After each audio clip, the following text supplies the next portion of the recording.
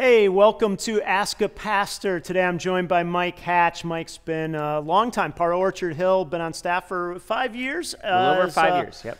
Working with our adult ministry team, serves as a pastor of one of our life stages, and also gives a lot of leadership to aspects of our men's ministry, and has just been a great addition to our team here. And today we're going to talk about several issues. I just want to say again, thank you for all the questions that you've sent in. So many of you have sent things, and we will try to get to your questions in future episodes. If we haven't gotten to it yet, just hang on, we will get there at some point. And if you have questions, send them to askapastor@orchardhillchurch.com, and we'll get to that. So Mike, we're going to jump right in with a question here that that is probably not a question that everyone expects us to deal with, but we want to be authentic and deal with questions that people really have. Yep. So this question says, what is the church's or the Bible's view of masturbation? So Mike, this is your question to answer. Great. Thank you, Kurt. This is a question that, we deal with a lot, especially in men's ministry. It's a question that a lot of men I know have, for sure.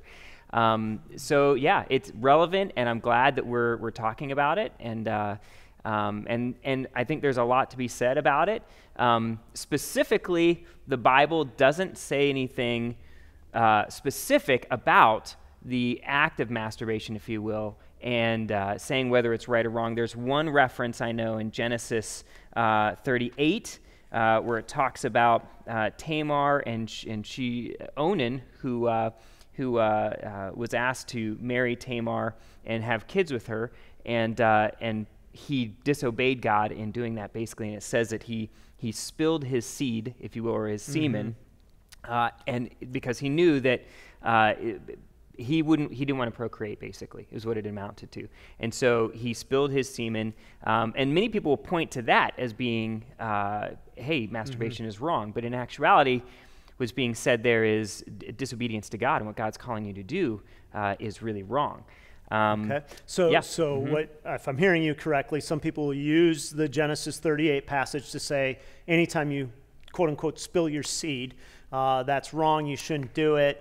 But actually the text was about his not fulfilling his duty to his obligation there and trying to avoid a child. So what I'm hearing you say is you're pro-masturbation. Is that no? Okay, not necessarily. So follow that up. Right. All right. So I think we need to also take a step back and just take some in perspective from our culture as well, because right now in our culture, I would say that as we look at it, that sexual promiscuity or expressing yourself freely sexually, which often involves self-gratification sexually, is applauded and celebrated, okay? The opposite side of that is, and this is very interesting, but staving off or any kind of putting off of that and self-denial of that, of gratification, especially sexually, is often looked at as self-hate, actually.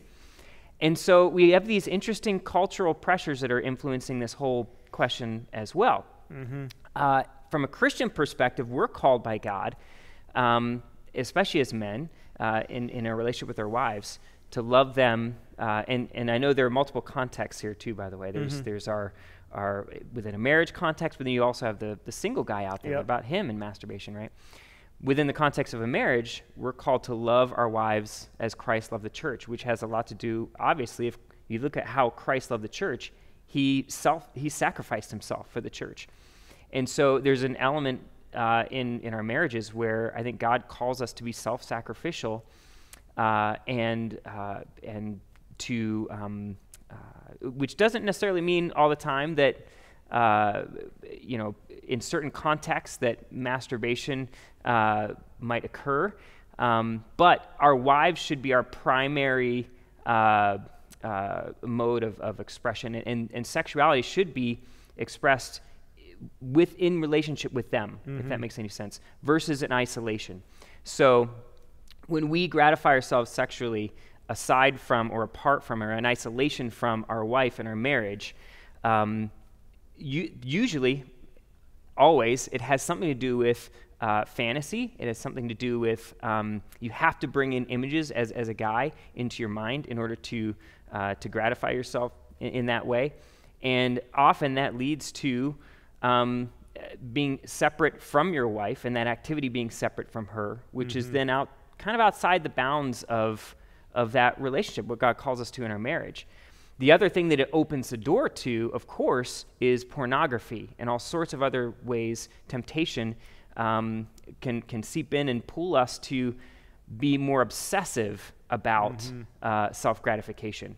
And I think that is a big kind of crossing a line point there, where when you are obsessed and it becomes self-gratifying yourself becomes all you think about, if you will, you've really crossed a big line there, and now you are all about yourself and gratifying yourself versus gratifying your wife and being in a relationship with her sexually, which is how you were created to be. So I don't know if that is part of it. So let me see if I've kind of captured what you've said. So the physical act of masturbating, as you've described it, is not necessarily in and of itself sinful, but as soon as you attach lustful thoughts that aren't about your spouse, you have crossed into sin. I think that seems pretty clear. I think anybody who's read the New Testament would say Jesus was very clear in saying, if you look at a woman and lust after her, that's sinful. Correct. So a clear, hard line there. But it sounds like you're a little more allowable for somebody to say, well, there may be some instances where it isn't necessarily sinful as long as your thoughts are right, but you need to be really careful not to start to do it in isolation of or in place of a relationship with your actual wife. Yes. And for you single guys, tough luck.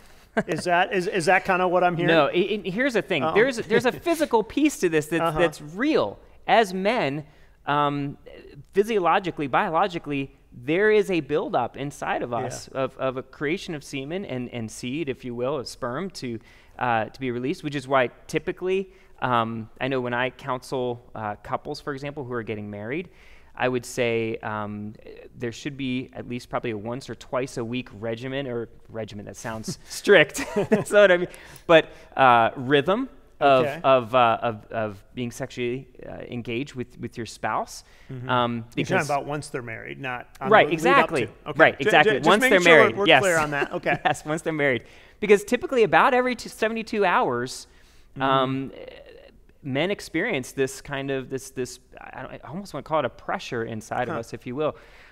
Is that a biological data? I didn't know that. Every 72 hours? About every 72 hours, there's a buildup of semen and sperm, Really? right? Which is why often if you have, and So, here goes the challenge. So what is that, every 3 days? About every 3 days. That's exactly right. So you're saying that, no, okay, I won't play this forward. Right. All right, You're go making all ahead. these. Yeah.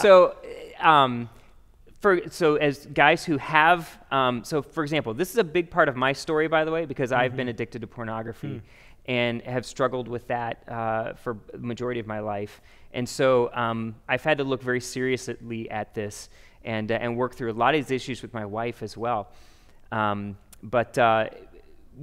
for example, when there are times when there is no masturbation or release, your body will naturally begin to release through nocturnal emission. And as guys, it's, we know it as the wet dream, where your body will naturally dispense of the semen that's created on a regular basis. So there's something there that there is a buildup and there is a release, whether you like it or not, actually. So we need to take that into consideration of this whole picture. Yeah, the couple things that strike me just as we're talking about this is that I think there are ways to do damage to your own sexuality through indulging in self-stimulation. Yep. One, and we just talked about this, is clearly lust, pornography. And if you're a man or a woman, a lot of times we think this is just a male issue. This is not just a man issue. To say I'm not going to indulge fantasy and I'm not going to look at pornography, is not just a standard God has because he doesn't want you to enjoy something. It's actually for your good. And there are a lot of people who come out the other side of those things and end up in a place where it's hard to find stimulation in an actual person or romance or love in the way that they want to. So that's one thing. But I think what you said, Mike, is really significant, and that is to understand that if you are substituting the pursuit of intimacy with your spouse by taking the easy way, which is self-stimulation, that you're actually doing damage to the relationship. Definitely. And so even if everything were kept in some kind of a bounds, if you have substituted the pursuit of what would otherwise be your natural rhythm of pursuit, you have now come into a place where you're doing damage to that marriage.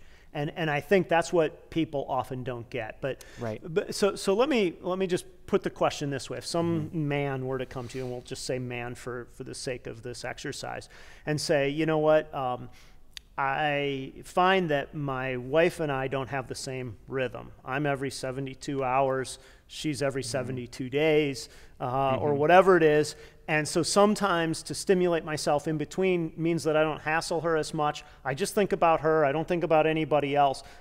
Your take, if I just heard you, would be to say, well, if you got to do what you got to do, is that what I'm hearing? Or what would be your counsel in that situation? So in other words, he's saying, I don't want to upset it. I don't want to overdo it. I'm thinking about her, but I'm realizing that if I don't have some release, maybe that's not great. So on. So what's your counsel on that? Right. So first of all, I think there's in a sense, a multi or two-prong approach here is where I would want to encourage that guy to be pursuing his wife.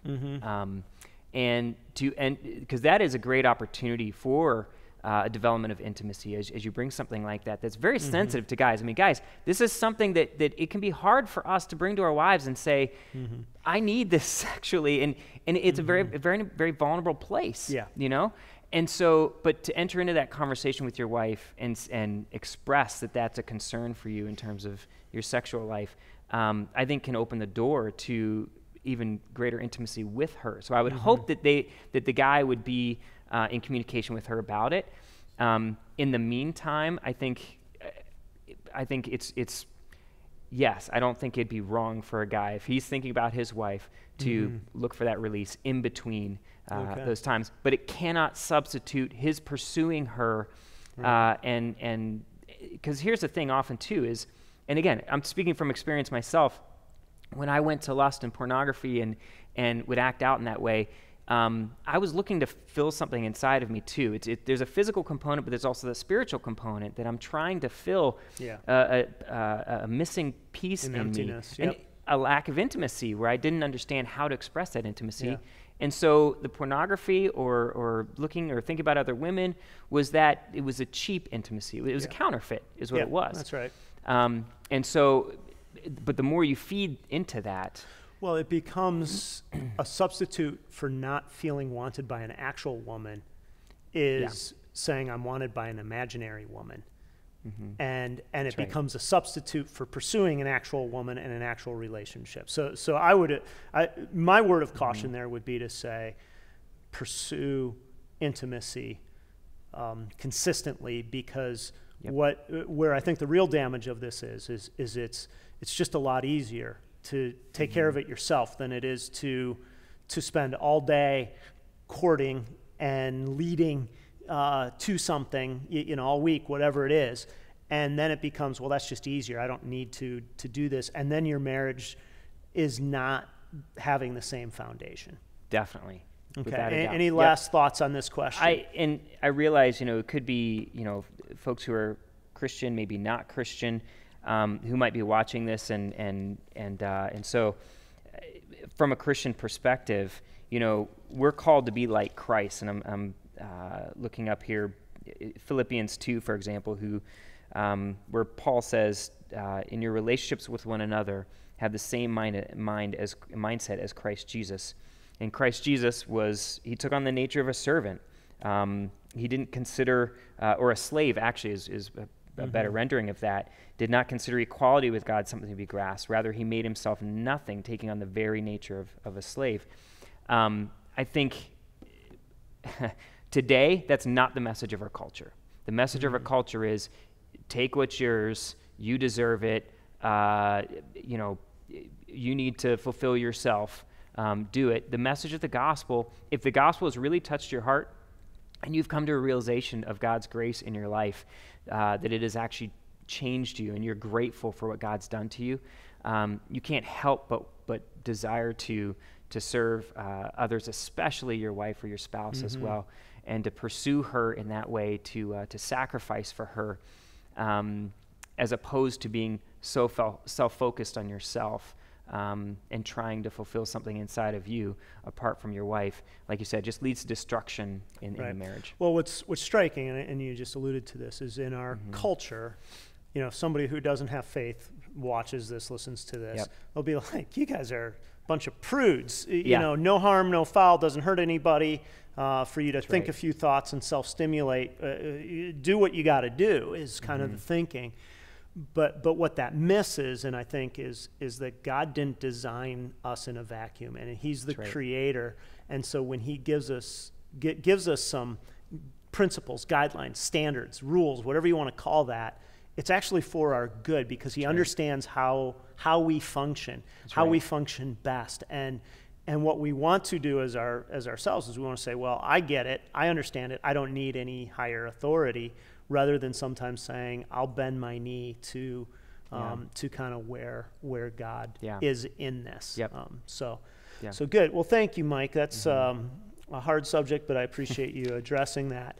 Here's a second one. If you or I know that I can be forgiven for doing something sinful, why should I not go ahead and sin and get forgiven later? And in a sense, this addresses kind of what we just talked about. If somebody says, well, I know I might be crossing into a sin barrier, but if I'm going to be forgiven, why don't I just go ahead and do it, and then later I'll ask for forgiveness and all will be good? How do you deal with that? That's great. And you know what? Again, we're not in a vacuum. Culturally, we're very pragmatic. And you see that influencing this question. I think it comes from some false assumptions maybe, and looking at the gospel wrong, I think. Because if you've come to a realization of, man, I can say, I can't believe all the things that God has, I know myself, I know the depths of my own depravity. I realize the sin and the ways that I have caused destruction in my family and with friends and in the community through my sin. It's very clear to me. And yet the gospel says God paid for that. He fulfilled the law for me. Now, if I am, up in front of, in a court of law of something, and I've got, the judge banging the gavel saying you're guilty, and here's your sentence, if you will, and someone else were to step in and say, I've got this, actually, I'm going to take his sentence for him. What's my reaction to that? I'm in the moment, I'm about to be judged or condemned for rightfully so, righteous, I should be condemned for my sin. What should my response be? My response should be overwhelming gratitude. And a change in my heart attitude as a result of that. So, speaking personally, knowing how God's grace has changed me, who am I then to hold a grudge against anybody else? When I know the depths of what I've been forgiven of in Christ, who am I to treat others differerly, or with inequality, if you will, or however you want to call it, treat others any differently than the way I've been treated in unconditional love from God. And so I think the question's a good question, but I think it starts from a false premise of pragmatism, where we say, okay, how does this operate? Let's put the pieces together and see, because often we want to see what we can get away with. Again, that's our sinful nature too sometimes. But I would say, no, I think if you're genuinely impacted by the gospel, then it's going to change your attitude, and that's not going to be your attitude. It's not going to be, okay, well, I can just sin and get away with it because I know I'm forgiven. It's going to be, how can I live for God now and express the appropriation of that grace in my life through changing my life on top of the fact that we've got God, Philippians 2:13, who's working in us to help us to live a more godly life. I think it starts from false premise, and when you begin to appropriate God's love in your life, you're going to start living differently, and you're not going to be looking for the loopholes. You're going to be looking instead for the ways to please this amazing, beautiful, gracious God. Well, I think what you're saying is you really have to come to a point where you're convinced over and over again that God is for you, that he loves you, that anything that he's asked of you is not his way of punishing you or holding you back, but it's his way of giving you the good life. One of the ways I've described this is, when you have young kids, you teach them they can't play in the street. And you teach them that not because you have to be in control or you have any agenda other than to keep them safe. Yeah. But as a kid, sometimes you think, well, you don't want me to play in the street because you don't want me to have fun. And and it's only as kids come to say, my mom, my dad, they're actually for me, that they start to say, okay, these rules are good. Now, the problem is, as a parent, sometimes you probably throw rules down that aren't good. All God's standards are good. The other thing that I think is significant in this is although we can be forgiven for sin, forgiveness does not always erase consequences. Definitely. And so to say, I'll go ahead and do this because I can get forgiven later, doesn't mean that you won't end up with some consequence in your life, because like God will forgive, but that doesn't mean that you still won't have the result of the choice you made. Right. And so I think, and sometimes you can see this more clearly in extreme examples. So if I were to say something like, if somebody said, well, I hate that person. Well, it's sinful to hate. Well, hating doesn't feel that bad. So I'll just hate a little bit and God will forgive me. But Jesus also says if you hate, it's the same as having basically killed the person. Well, intuitively without any other thoughts that if you kill somebody, there will be a consequence. And even if God forgives you, if you're caught by the court of law, you're still going to prison. So it's still a good idea not to kill, even though you can be forgiven. The problem is we see categorization. We go, oh, there's big stuff like killing and small stuff like hate, not realizing that hate poisons our soul, and that God is just as intent on that, because he understands that although we won't pay a civil penalty for hating, we'll still pay a spiritual penalty, even if we're forgiven. That's right.